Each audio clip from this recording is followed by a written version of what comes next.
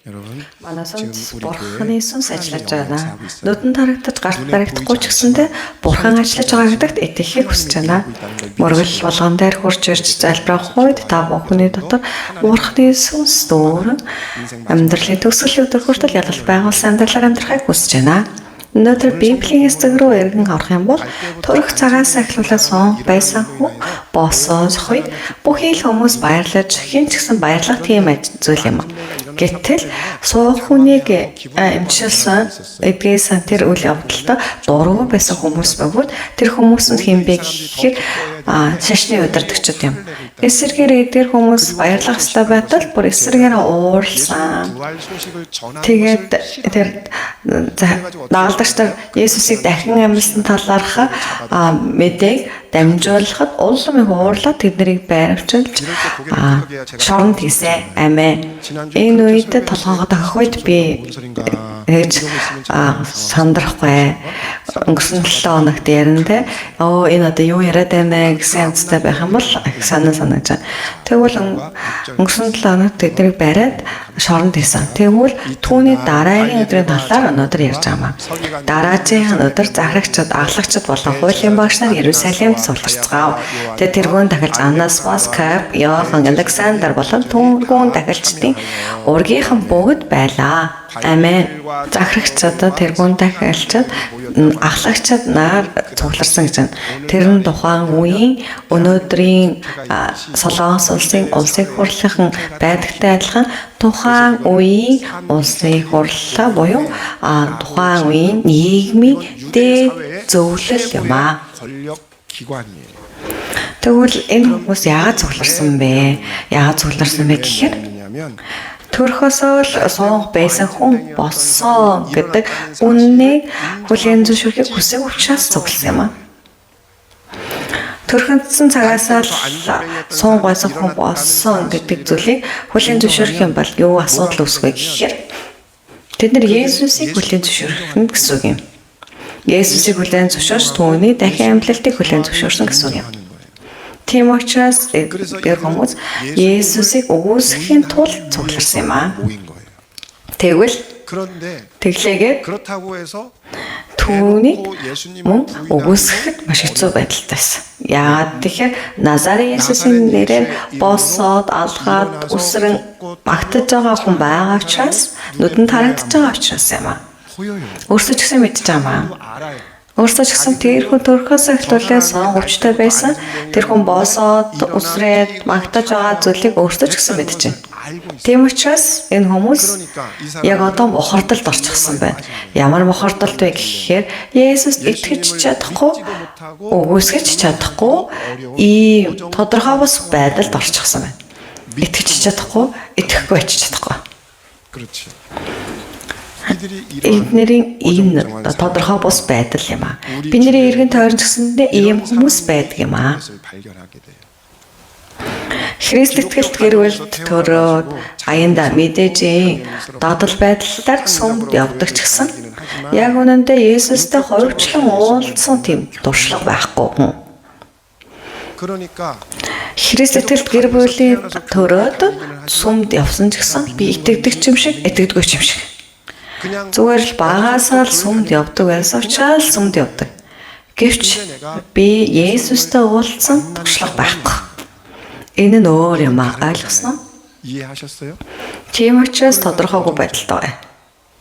Мөн эхнэр нь хурцээр явъя гэж нөхрөө гэр бүлийн амар тайвны байдлыг хадгалахын тулд гэр бүлээрээ сүмд явж байгаа ч гэсэн би ертөнцөд одоо байнга үлддэг гэмт нүглийн дүр төрх байгаа.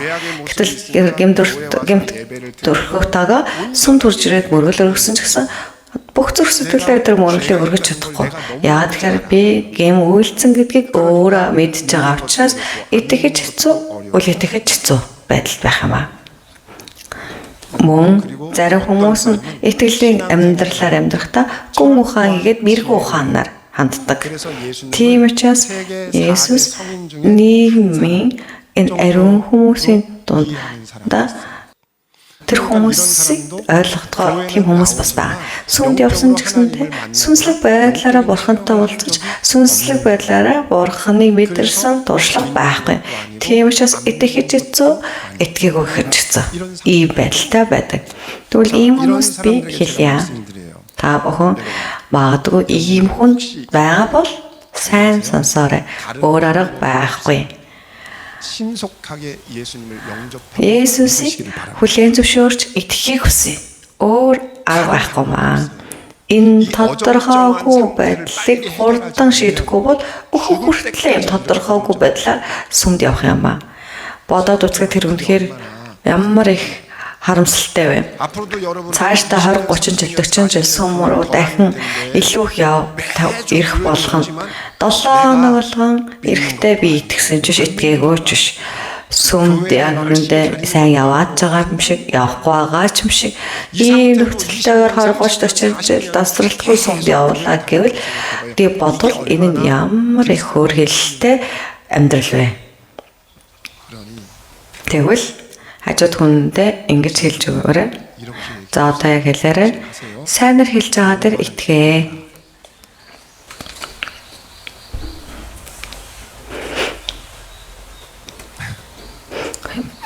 Би яг өнөөдөр яг энэ номлолын бичлэн дээр энэ үг байхгүй боловч надад яг санаанд орж ирсэн. Тэгвэл өөр арга байхгүй. Яг үнэндээ сайнэр хэлж байгаад итгэхийг хүсэж байна. Та бүхэн хичнээн үүсэхийг хүсээд итгэхгүй байхыг хүсэж хийсэн ч Есүс амьд оршиж байгаа. Оршиж байгаа нь үнэ юм аа. Би ярьж хэлж байгаа. Манай сүм дээр 3, 4 сар болоогүй хүн сүм дээрээ бурхантай уулзаж хайр хэлээр залбирах бэлэг авьяасыг аваад бүр тасралтгүй залбирч байгаад бүх хүмүүс явсны дараа харсан гэж байна. За мөн манай Магдалины багийн Паксурын жавсааны надтай зөвлөлтгүйгээр балыг 500 шиг өгсөн. Энд 9 методис сүм гэж бичгтэй. Надтай бүр ганц зөвлөлт өгөө. Яагаад сүм дээр дураараа хэрэглэл гэж өгсөн юм. За баг жавсааны гараа өргөнө. Үнэхээр зөвлөлдөгчгүй. Яг өнөөдөр тиймч дуртай биш байгаа ч гэсэн цаашдаа надтай зөвлөлтгүйгээр ийм гоё ажлуудыг зүрх сэтгэлээр байн хийж байгаа ямар нэг юм хэрэгтэй бол хийж байгаарэ 500 шиг. Тэгвэл тийм зүрх сэтгэл бий болгох нь яагаад гэж байгаа юм бол та бүхэн юу гэж бодож байгааг мэдэхгүй ч биений бодлоор энэ сүмийн дотор ариун сүнс ажиллаж байгаа учраас Паксурын итгэгчээр дамжуулаад бурхан ажиллаж мөн хүнсүү итгэгчээр дамжуулаад хайр хэлийг өгөөд бурхан амьд оршиж байгаа юм байна штэ гэдгийг төлөөлөл модель байдлаар харуулж байгаа. Тэр моделийг харахтаа би ч гэсэндээ хайр хэлийг авмаар байна. Би ч гэсэндээ 500 шиг ямар нэг юм хиймээр байна. Юу хийх вэ гэдэг бодлыг төрүүлж байгаамаа. Би нарга байдлаар хэлж байгаа боловч энэ нь үнэ юм аа. Бурхан маш олон хүмүүстүүд ивэл авсан хүмүүсийг бидэрт харуулж өгд юм аа. Хараа, залбирсан учраас бурхан амьд оршиж байгаа гэдгийг харуулж байгаамаа. Хараа, ивэл дүүрэн байгаа учраас ийхүү бурхантай би сэтгэл зориулан амьдарч байгаамаа гэдгийг харуулж байгаамаа. Түүнийг харуулнгаа ийхүү бидний итгэхийг харуулд юм аа. Есүс нь ямар нэгэн онол гүн хамш хайраар амьд орших орших юм аа. Энэ бурхантай уулзах ивэл байхыг эзний нэрээр өрөөж байна. Иерусалимд цугласан шашны өдөртөгчд 7절입니다. 7절 시작. Тэд нөгөө хэдэг голдоо зогсоогоод ямар хүч ямар нэрээр та нар үүнийг үлдэнэ вэ гэж байцаав. За 7 дугаар ишлэлийг бодонгоо би 2 төрлийн бодол төрсөн.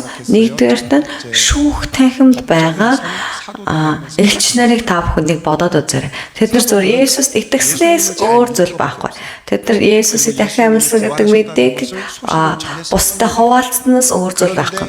Гэтэл тэд нар шүүх засаглалын өмнө зогсож болсон. Тэгвэл тэр нарын бодлогоос нэг үгнээс болоод өгч болох юм аа. Яагаад гэхээр Есүс сайн итгэсэн шалтгааны улмаас юм аа. Эндээс нэг санан зүйл байгаа. Есүс итгэлээ гэдэг нь зовлонгийн зам юм аа. Сайн сонсоорой. Есүс итгэнэ гэдэг нь амжилт ба эрх мэдэл зорилго байдаг юм аа. Амен гэхүү. Бурхан мөнгө өгөөч. Бурхан намайг амжилттай болгож өгөөч. Намайг сайн болгож өгөөч. Энэ нь Христ итгэлийн мөн чанар биш юм аа. Христ итгэлийн мөн чанар нь юу вэ гэхээр гим нүгэл дотроо живээд сүрхээ сүр аргагүй байсан миний амьдралыг Бурхан Есүс Христийг нэлээд намайг аварч намайг шинэ оршихуйгаар дахин төрүүлж өгсөн юм аа. Үүнд итгээд үүнд үнэхээр талархаж би ч бас хэн нэгнийг хинт сайн мэдээ тараа тэр хүнийг Бурханы хүн болгон босгох нь миний амьдралыг үнцэнд ба дуудлага юм аа. Тийм учраас Бурханы улс өргөжлөхөнд баяр хөөртэйгээр болох юм аа. Тэгвэл маш олон хүмүүс Есүс итгэнэ гэдэг нь амжилттай эрх мэдэл гэж боддог. Үгүй юм аа. Тэр болохоор бөө мөргөл юм аа. Тэр нь болохоор мохор сүсэг юм аа. Үнэхээр харамсалтай ч гэсэн Христ итгэлийн амьдрал нь амжилттай эрх мэдэл биш юм аа. Биднээр дамжуулан авралын зам сувг болох юм аа. Тийм учраас сайн мэдээг дамжуулж агаад зовлон амсаж хэцүү байсан ч гэсэн баяр хөөртэй байх юм аа. Тийм учраас нэг сүнсийг аврахын тулд би мөнгө ашиглаад копи ч гэсэн авч өгөөд сум дээрээ гэл өөргөлжин тэсэж дэвчиж сайн мэдээ ярих юм аа. Тэгвэл яг үнэндээ хоол авч өгөөл үнэхээр за зөхөрөх за боли гэл ингээ тийм өөрийнхөө бодох бодол орж ирэх болиг их тэр үе байдгүй. Гэсэн ч гэсэндээ бид нар дэвчдэг. Яа тэгэхээр тэр сүнсийг аврахын тулд юм. Тэгвэл тэр сүнсийг авралаа гэсэн хүмүүс надад ямар нэгэн зүйл өгнө гэж юу?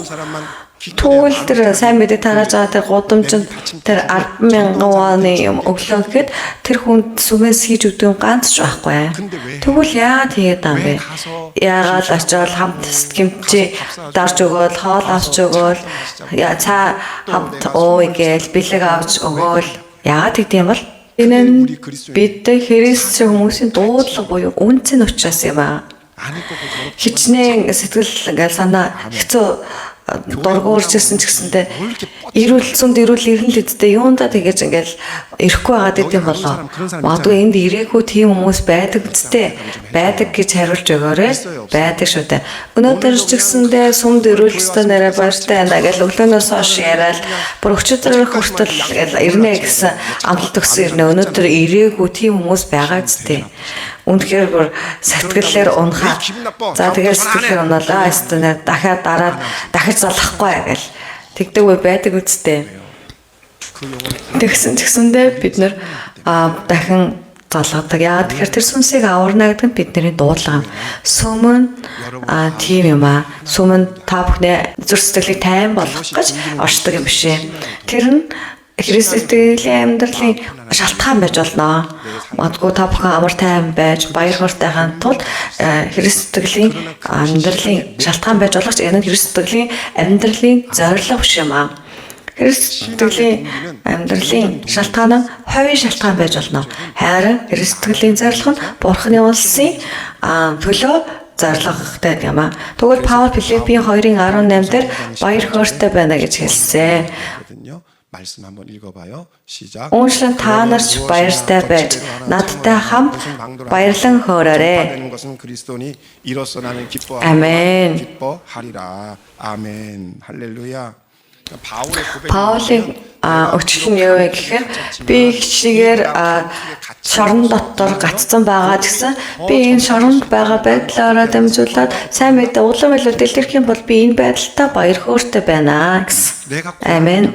Би хичнээн зовлонтой байгаа ч гэсэн миний зовж байгаа байдлаар дамжуулаад хэн нэгэнд сайн мэдээг дамжуулах боломжтой байх юм бол би үнэхээр баяртай байна гэсэн. Тэгвэл та бүхэн сайн мэдээг тарахдаа бусад үйлчилж хуваалцаж Кимчи дарж өгч, хоол авч өгч ингэх нь зүгээр л маш энгийн аяндаа хийх ёстой зүйл юм аа. Энэ нь Христ сэтгэл дуудлага бөгөөд бид бүхний зорилго юм. Энэ бүхнийг бид нар орхичих юм бол энэ зүгээр л хүмүүсийн цугладаг хүмүүсийн одоо сонирхлоороо цугладаг цуглаан болно. Тэгвэл сүм гэдэг нь сонирхлын тийм байгууллага юм уу? Үгүй ээ. Энэ нь зорилготой хамт олон юм аа. Ямар зорилготой юм бэ гэхээр Бурхны улс сүнсийг аврах энэ сүмийн зорилго юм аа. Би та бүхнийг юу ч гэж хэлсэн. Энэ зорилго совлохгүй байхыг хүсэж байна. Та бүхэн юу ч гэж надад хэлсэн.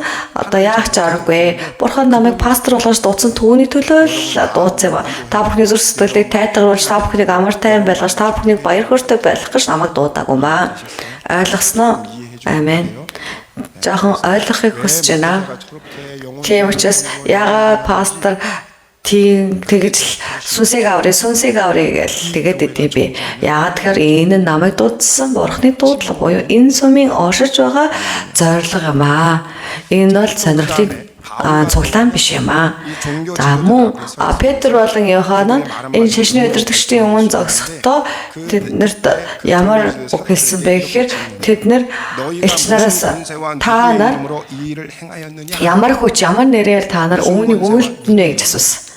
Тэгэхээр энэ зүйл гэдэг нь юу юм бэ гэхээр суу хүүнийг босоогсон тэр зүйл босоод алхаад өсөх болсон энэ зүйлийг хэний эрх мэдэл хэний нэрээр хийж байгаа бэ гэж асууж байна.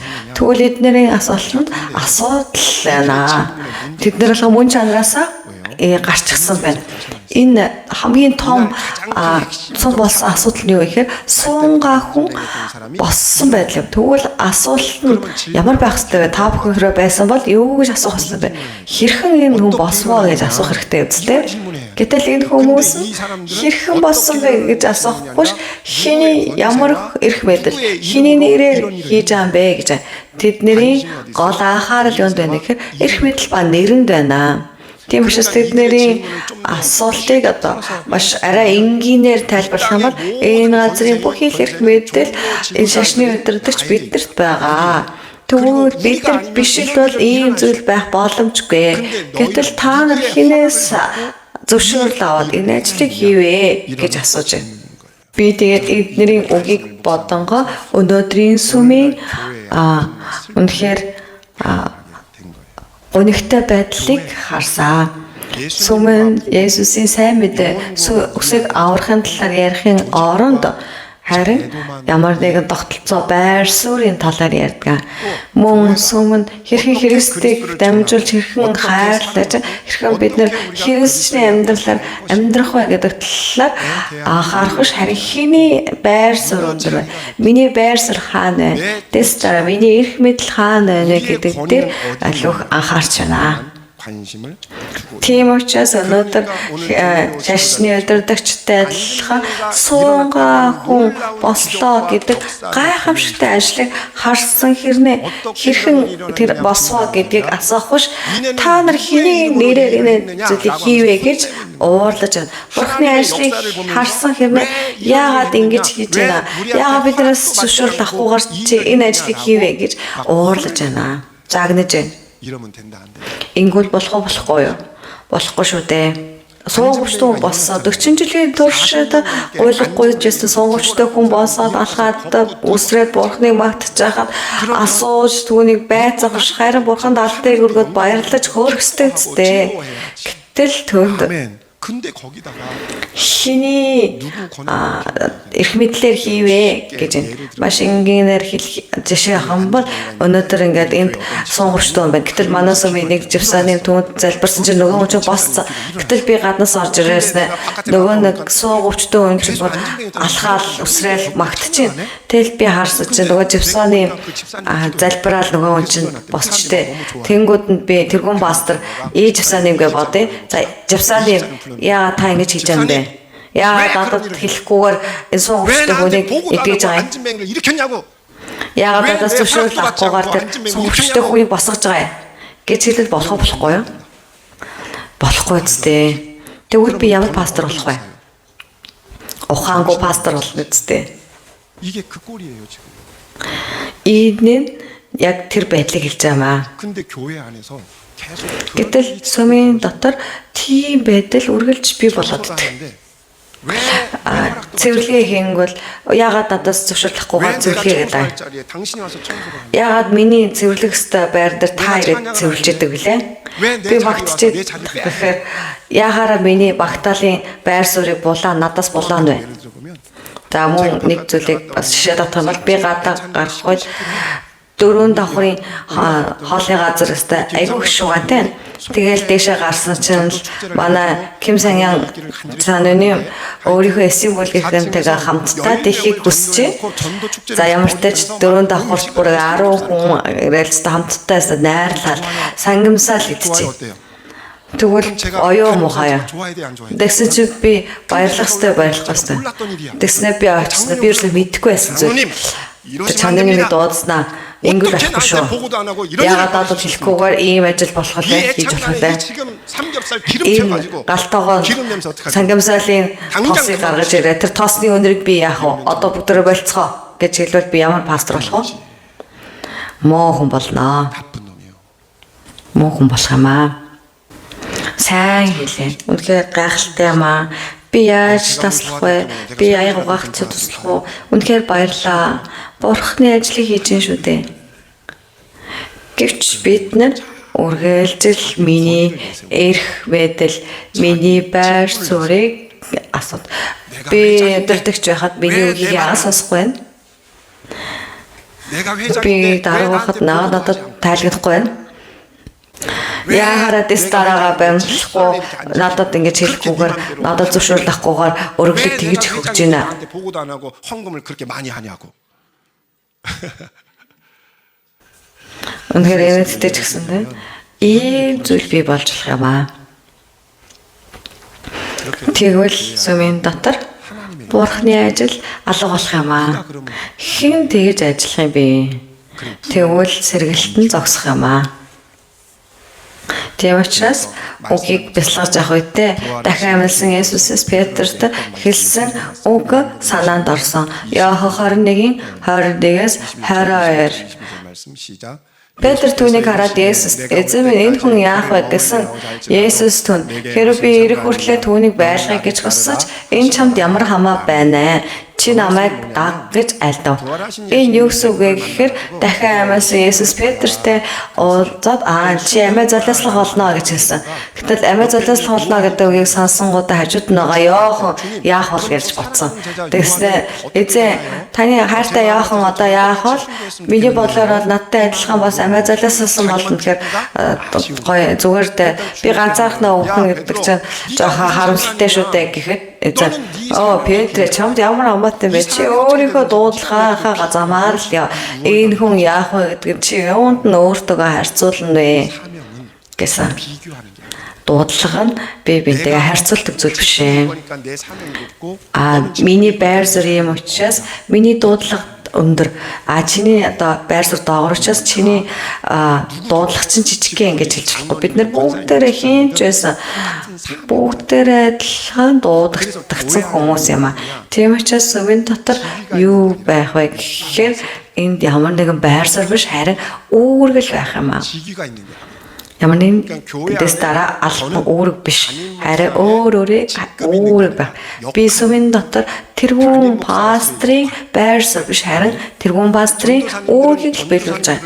Шондоо сандын дээр ахлагч нар ч гэсэндээ өөрсдийнхөө үүргийг хийж байгаа. Энэ нь дэс дараалал удирдлагын систем биш юм. Яг компанитай адилхан дээр доор гэсэн байр суурь биш юм. Бид нар бүгдээр адилхан эзний өмнө өөрийнхөө үүрэл байгаа юм ба.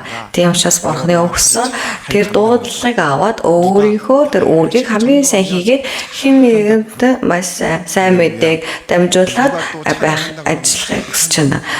Тэднийг магтаж хийнэ сайн магтах юм бол үнэхээр сайн байна.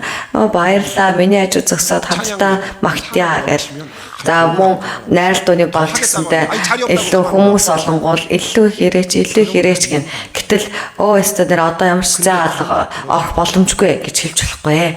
Ингэж болохгүй гэтэл ийм зүйл болоод байна. Манай эсийн бүлэгт дахиж хүмүүс орж ирж болохгүй. Манайстай олуулаа очиж үнэхэр хэцүү байна гэвшээ. Харин бүгдээрээ эзний нэрээр ялал байгуулсан та бид байхыг хүсэж байна.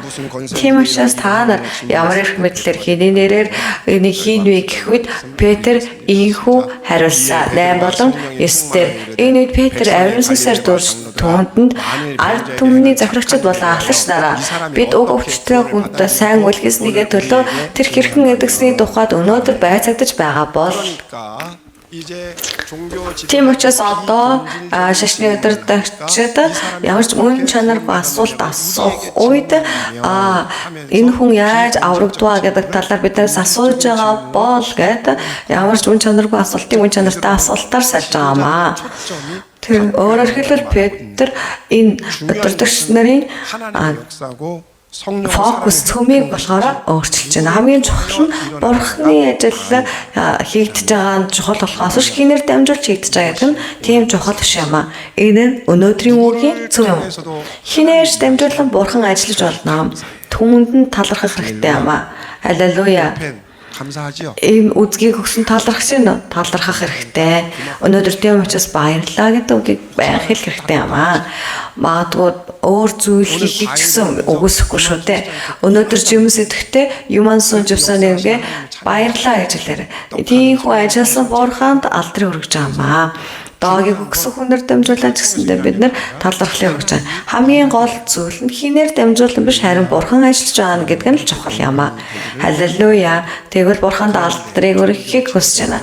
Тэгвэл шашны удирдагч нар нь тэр дунд Бурханы ажил дотор өөрсдийнхөө тэр байр суурь эрх мэдлийг шургуулan өөрсдөө илүү төвлөрч өөрсдөө илүү чухал тооцсон.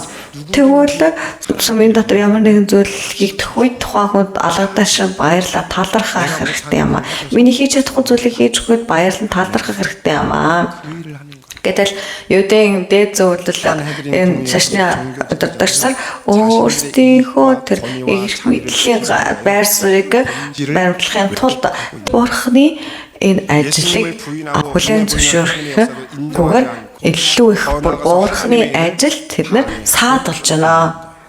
Би үгийг бэлдэнгээ энэ хүмүүст бүр заавал дамжуулахыг хүссэн үг санаанд орсон.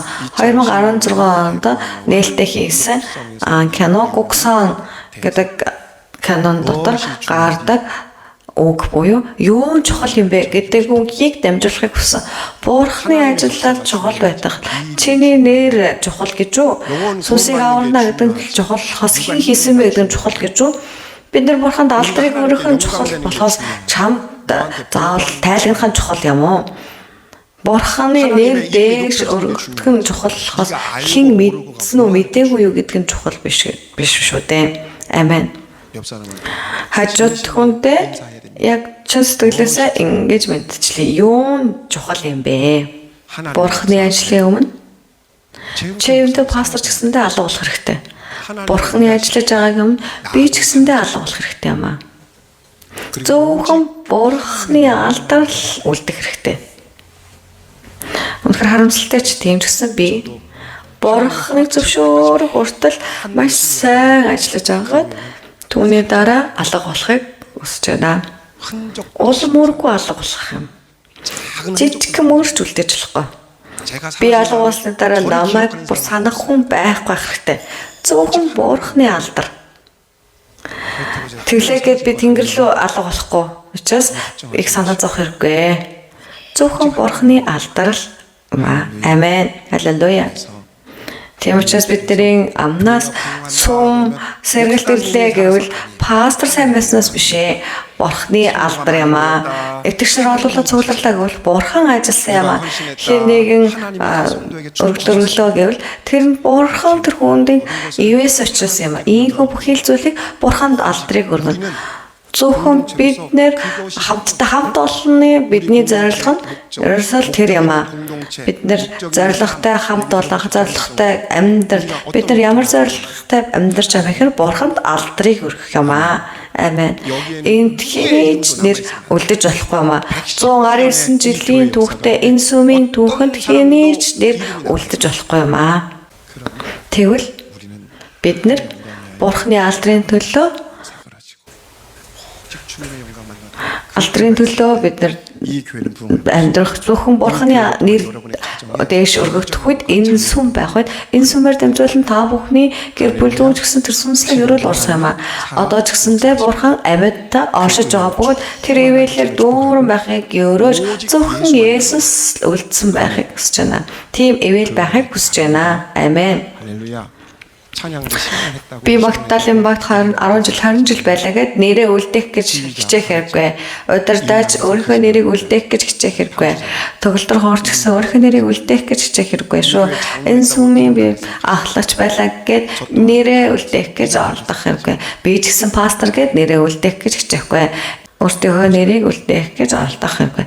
Зөвхөн бурханд алдрыг өргөх юм. Бурханд алдрын алгадчлалыг өргөцгөөе.